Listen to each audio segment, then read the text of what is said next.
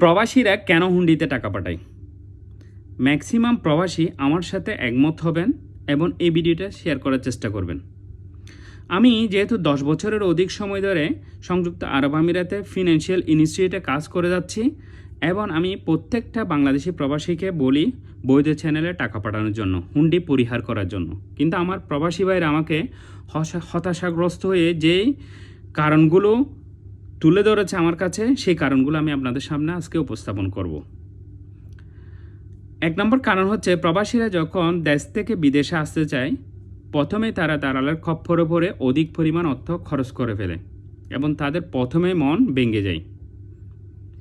Number 2 কারণ হচ্ছে, বিদেশে আসার পর তারা প্রত্যাশিত জব পায় না, প্রত্যাশিত অর্থ পায় না, যার কারণে তারা হুন্ডির পথটা বেছে নেয়।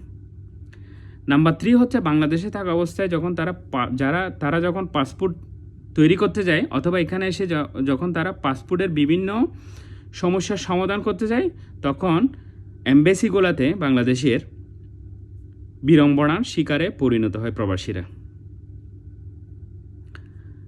নাম্বার 4 হচ্ছে, বাংলাদেশ কিংবা এখানে মেডিকেল থেকে শুরু করে প্রত্যেকটা প্রক্রিয়াটাই হচ্ছে জটিল, যার কারণে প্রবাসীদের অনেক অর্থ খরচ হয়ে যায়।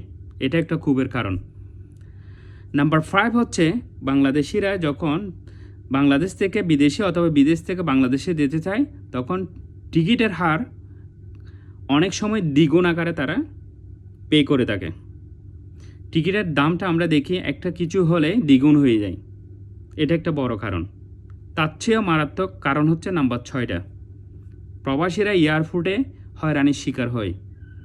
অনেক সময় আমরা প্রবাসীরা লাইনে দাঁড়িয়ে থাকি, দীর্ঘ অপেক্ষায় থাকি, কখন আমাদের লাগেজ আসবে। আমাদের লাগেজ কখন আসবে সেটা চিন্তা করতে করতে আমরা টায়ার্ড হয়ে যাই, লাগেজ বিড়ম্বনায় পড়ি আমরা। অনেক সময় অনেক প্রবাসীর মূল্যবান জিনিসপত্র হারিয়ে যায়, কেউ খতিয়ে দেখার নেই এয়ারপোর্টের মধ্যে। সেটা একটা মারাত্মক কারণ, প্রবাসীরা ক্ষুব্ধ হয়ে যায় সে সময়।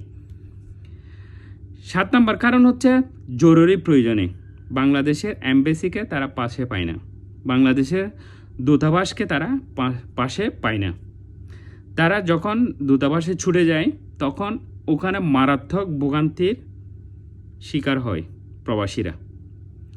অনেকের কাছে আবার 8 নম্বর সেটা সমস্যা হচ্ছে, বৈধ চ্যানেলে টাকা পাঠানোর প্রক্রিয়াটাকে একটু জটিল প্রক্রিয়া মনে হয়, যার কারণে তারা সহজে বলে হুন্ডিতে তো টাকা একদিকে দিচ্ছে, ওইদিকে বাংলাদেশে পেয়ে গেছি। তারা এটাকে সহজ মনে করে সেই জন্য হুন্ডিতে টাকা পাঠায়। 8টা কারণ আমি বললাম। 8টা কারণ ছাড়া আরও অনেকগুলো কারণ আছে, এখন মনে পড়তেছে না। তবে সকল আমার প্রবাসী ভাইরা হয়তো আমার সাথে একমত থাকবেন।